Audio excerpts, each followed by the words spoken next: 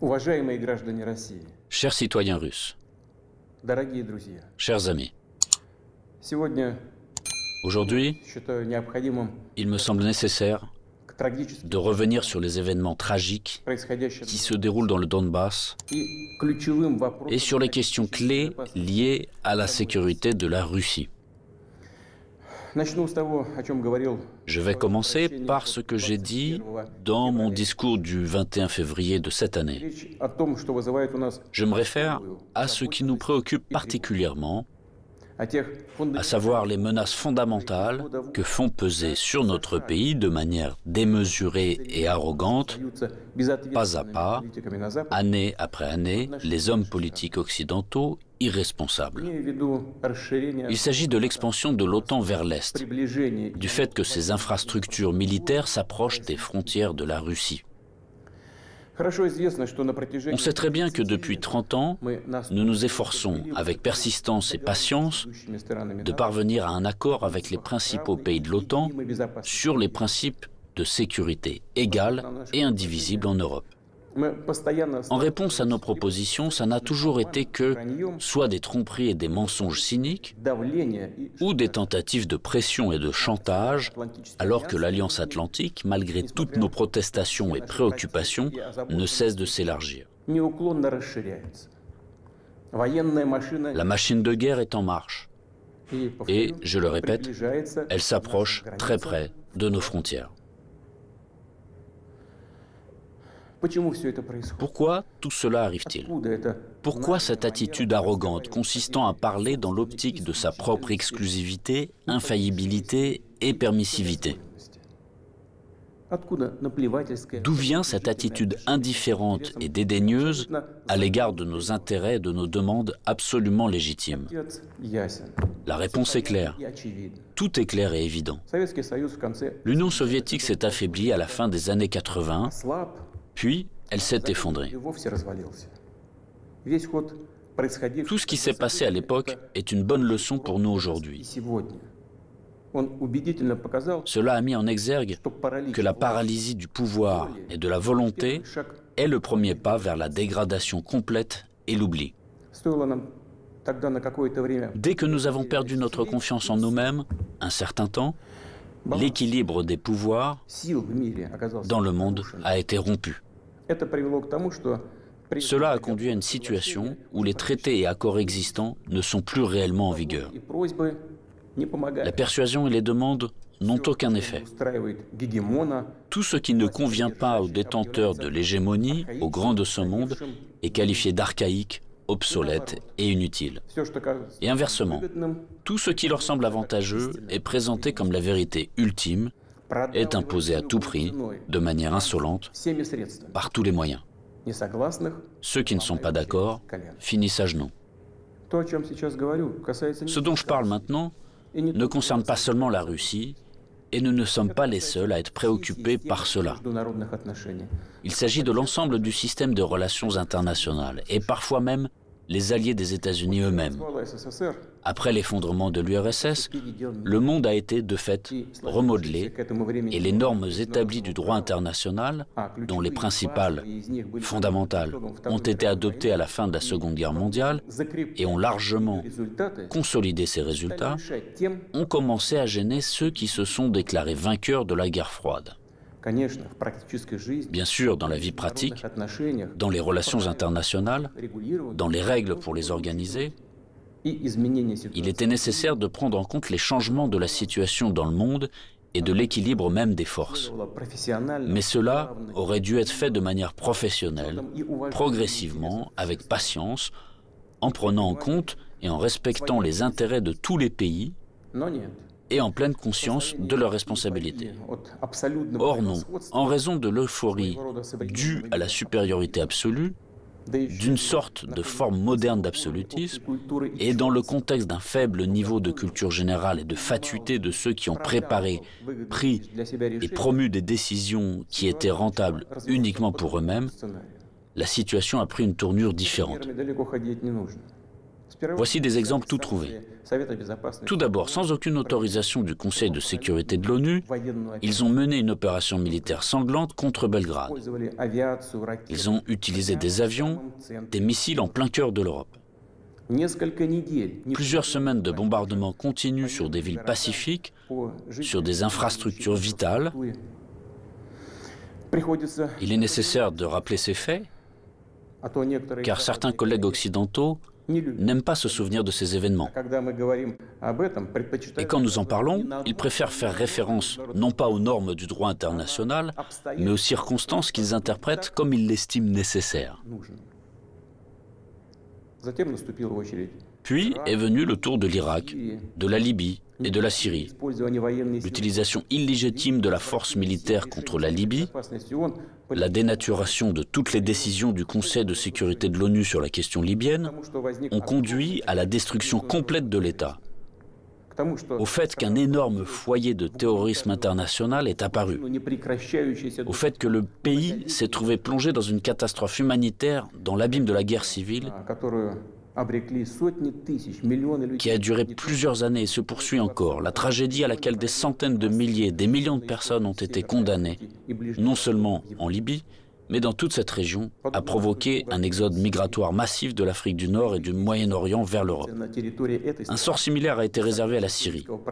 Les opérations militaires de la coalition occidentale sur le territoire de ce pays, sans le consentement du gouvernement syrien et sans la sanction du Conseil de sécurité de l'ONU, ne sont rien d'autre qu'une agression, une intervention.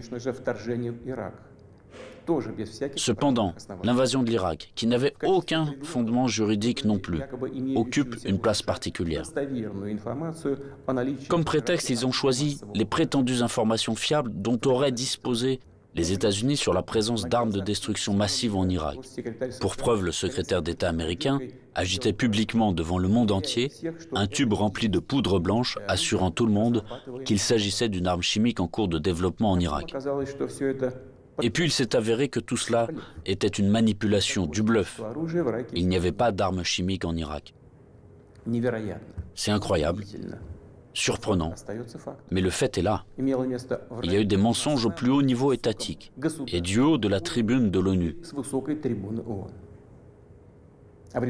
Et en conséquence de cela, il y a eu des sacrifices énormes, des destructions, une progression incroyable de terrorisme.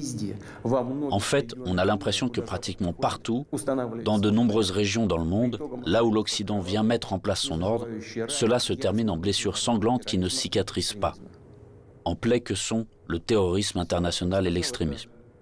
Tout ce que j'ai évoqué en est l'exemple le plus flagrant, mais ce n'est en aucun cas le seul exemple du mépris du droit international.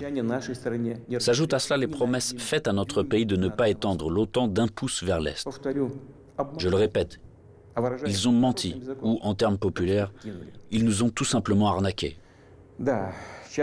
Oui, on entend souvent dire que la politique est quelque chose de sale, peut-être, mais quand même pas à ce niveau-là. Après tout, un tel comportement de tricheur contredit non seulement les principes des relations internationales, mais surtout les normes de moralité et d'éthique généralement reconnues. Où sont la justice et la vérité ici? Ce ne sont que des mensonges et de l'hypocrisie. Par ailleurs, des hommes politiques, des politologues et des journalistes américains eux-mêmes écrivent et parlent du fait qu'un véritable empire du mensonge a été créé aux États-Unis ces dernières années. Difficile de ne pas être d'accord avec ça, c'est ainsi. Mais il ne faut pas jouer les modestes. Les États-Unis restent un grand pays, une puissance avec un rôle moteur. Tous leurs satellites non seulement leur donnent raison, avec résignation et humilité, ils se joignent à leur rhétorique pour n'importe quelle raison, mais ils copient également leur comportement. Ils acceptent avec enthousiasme les règles proposées. Par conséquent, nous avons toutes les raisons d'affirmer avec certitude que l'ensemble de ce qu'on appelle le bloc occidental, formé par les États-Unis à leur image, est, dans cet ensemble, cet empire du mensonge. Quant à notre pays, après l'effondrement de l'URSS, malgré toute l'ouverture sans précédent de la nouvelle Russie moderne, la volonté de coopérer honnêtement avec les États-Unis et d'autres partenaires occidentaux, et dans les conditions d'un désarmement quasi unilatéral, Ils ont immédiatement essayé d'aller jusqu'au bout, de nous achever, de nous détruire complètement. C'est exactement ce qui s'est passé dans les années 90, au début des années 2000, lorsque l'Occident, dit collectif, a soutenu très activement le séparatisme et les gangs de mercenaires dans le sud de la Russie. Quels sacrifices, quelles pertes tout cela nous a-t-il alors causé? Quelles épreuves avons-nous dû traverser avant de briser définitivement le terrorisme international dans le Caucase? Nous nous en souvenons et nous ne l'oublierons jamais. En fait, jusqu'à récemment, ils n'ont cessé de chercher à nous utiliser dans leurs propres intérêts, de détruire nos valeurs traditionnelles, de nous imposer leurs pseudo-valeurs, ce qui nous consumerait, nous, notre peuple, de l'intérieur. Ces attitudes qu'ils imposent déjà agressivement dans leur pays et qui conduisent directement à la dégradation et à la dégénérescence, car ils contredisent la nature humaine. Cela n'arrivera pas et personne n'y est jamais arrivé. Cela ne fonctionnera pas non plus maintenant. Malgré tout, en décembre 2021, nous avons une nouvelle fois tenté de nous mettre d'accord avec les États-Unis et leurs alliés sur les principes pour assurer la sécurité en Europe et le non-élargissement de l'OTAN. Tout cela en vain. La position américaine ne change pas. Ils ne considèrent pas comme nécessaire de négocier avec la Russie sur cette question clé pour nous. Ils poursuivent leurs propres objectifs et négligent nos intérêts. Et bien sûr, dans cette situation, nous nous demandons, que faire ensuite? À quoi s'attendre? L'histoire nous apprend qu'en 1940 et au début de 1941, l'Union soviétique a tenté d'empêcher, ou du moins de retarder, la guerre par tous les moyens. Pour ce faire, elle a essayé littéralement jusqu'à la dernière minute de ne pas provoquer un agresseur potentiel. Elle n'a pas pris ou reporté les mesures les plus nécessaires et les plus évidentes visant à se préparer et repousser une attaque inévitable. Et les mesures qui ont finalement été prises étaient dramatiquement tardives. En conséquence, le pays n'était pas prêt à faire face à pleine capacité à l'invasion de l'Allemagne nazie qui attaquait notre patrie sans déclaration de guerre le 22 juin 1941. L'ennemi a été arrêté, puis écrasé, mais à un coût colossal. La tentative d'amadouer l'agresseur à la veille de la Grande Guerre patriotique s'est avérée être une erreur qui a coûté cher à notre peuple. Au cours des premiers mois de la guerre, nous avons perdu de vastes territoires stratégiquement importants et des millions de personnes. Nous ne ferons pas une telle erreur une deuxième fois. Nous n'en avons pas le droit. Ceux qui revendiquent la domination mondiale publiquement, en toute impunité et, je le souligne, sans aucune justification, nous déclarent, nous, la Russie, leur ennemi. En effet, ils disposent aujourd'hui de grandes capacités financières, scientifiques, technologiques et militaires. Nous en sommes conscients et nous évaluons objectivement les menaces qui nous sont adressées constamment dans le domaine de l'économie, ainsi que notre capacité à résister à ce chantage impudent et permanent. Je le répète, nous les évaluons sans illusion, de manière très réaliste. En ce qui concerne le domaine militaire, la Russie moderne, même après l'effondrement de l'URSS et la perte d'une grande partie de son potentiel, est aujourd'hui l'une des puissances nucléaires les plus fortes du monde, et elle dispose en outre d'avantages en ce qui concerne un certain nombre d'armes de pointe. Il ne devrait donc faire aucun doute qu'une attaque directe contre notre pays entraînerait une défaite et des conséquences désastreuses pour tout agresseur potentiel. Cependant, les technologies, y compris en matière de défense, évoluent rapidement. Le leadership dans ce domaine a changé et changera encore demain, tandis que la conquête militaire des territoires adjacents à nos frontières, si nous laissons cela se produire, se poursuivra pendant des décennies, ou peut-être pour toujours. Et cela constituera une menace toujours plus grande et totalement inacceptable pour la Russie. Aujourd'hui même, alors que l'OTAN s'étend vers l'Est, la situation pour notre pays se dégrade et devient chaque année plus dangereuse. En outre, ces derniers jours, les dirigeants de l'OTAN ont explicitement évoqué la nécessité d'accélérer, de forcer l'avancée des infrastructures de l'Alliance vers les frontières de la Russie. En d'autres termes, ils renforcent leur position. Nous ne pouvons plus nous contenter de regarder ce qui se passe. Ce serait complètement irresponsable de notre part. La poursuite de l'expansion de l'infrastructure de l'Alliance Atlantique, la conquête militaire des territoires de l'Ukraine qui a commencé, tout cela est inacceptable pour nous. Le problème, bien sûr, ce n'est pas la structure de l'OTAN elle-même. Elle n'est qu'un instrument de la politique étrangère des États-Unis. Le problème est que sur les territoires qui nous sont adjacents, je vous le fais remarquer, sur nos propres territoires historiques, une anti-Russie est en train d'être créée, qui a été placée sous un contrôle extérieur total, qui est colonisée de manière active par les forces armées des pays de l'OTAN, et où il y a un afflux d'armes les plus modernes. Pour les États-Unis et leurs alliés, il s'agit de ce qui est qualifié de politique de dissuasion de la Russie, de dividende géopolitique évident. Et pour notre pays, c'est finalement une question de vie ou de mort. La question de notre avenir historique en tant que peuple. Ce n'est pas une exagération, c'est la vérité. C'est une menace réelle, non seulement pour nos intérêts, mais pour l'existence même de notre État, pour sa souveraineté. C'est cette même ligne rouge dont on a parlé à plusieurs reprises. Ils l'ont franchie. Par conséquent, il faut parler de la situation dans le Donbass. Nous voyons que les forces qui ont effectué un coup d'État en Ukraine en 2014 ont pris le pouvoir et le conservent, de fait, à l'aide de procédures électorales décoratives et ont finalement renoncé à un règlement pacifique du conflit. Pendant 8 années infiniment longues, nous avons fait tout notre possible pour que la situation soit résolue par des moyens pacifiques et politiques. Tout cela en vain. Comme je l'ai dit dans mon précédent discours, on ne peut pas regarder sans compassion ce qui se passe là-bas. Il n'était tout simplement plus possible de supporter tout cela. Il était nécessaire de mettre fin immédiatement à ce cauchemar, au génocide des millions de personnes qui y vivent, dont le seul espoir est la Russie, dont le seul espoir est en nous.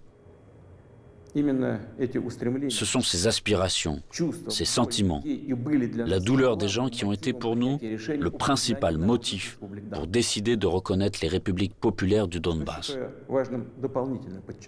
Voilà ce qui me paraît important de souligner davantage.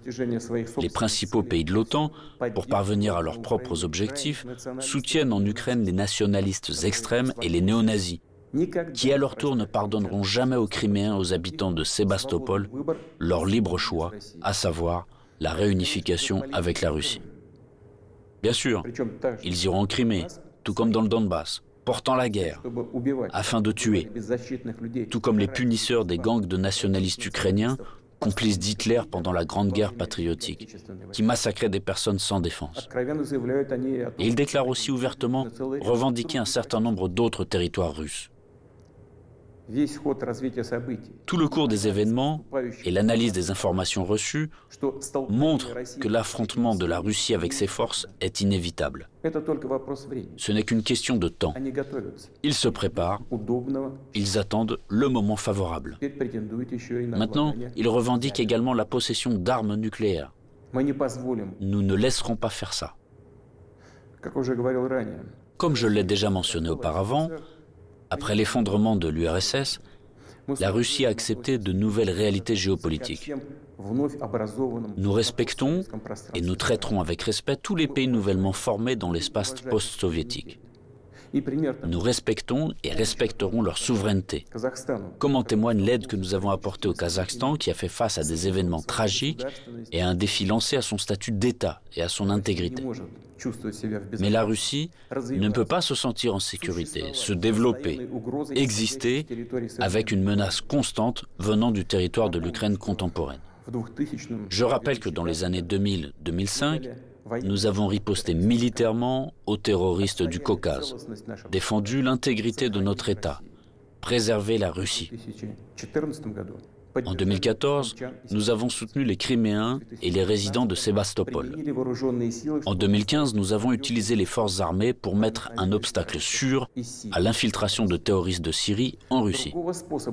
Nous n'avions pas d'autre moyen de nous protéger. La même chose se produit à l'heure actuelle. On ne nous a tout simplement pas laissé d'autres possibilités de protéger la Russie, notre peuple, à l'exception de celles que nous devrons utiliser aujourd'hui. Les circonstances exigent que nous prenions des mesures décisives et immédiates. Les républiques populaires du Donbass ont demandé de l'aide à la Russie. À cet égard, conformément à l'article 51, partie 7 de la Charte des Nations Unies, conformément à l'autorisation votée par le Sénat de la Fédération de Russie et en application des traités d'amitié et d'assistance mutuelle avec la République populaire de Donetsk et la République populaire de Lugansk, ratifiés par l'Assemblée fédérale le 22 février dernier, j'ai décidé de mener une opération militaire spéciale.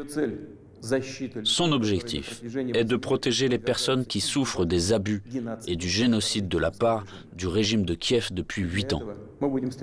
À cette fin, nous nous efforcerons de démilitariser et de dénazifier l'Ukraine et de poursuivre en justice ceux qui ont commis des crimes nombreux et sanglants contre des civils, y compris des citoyens de la Fédération de Russie.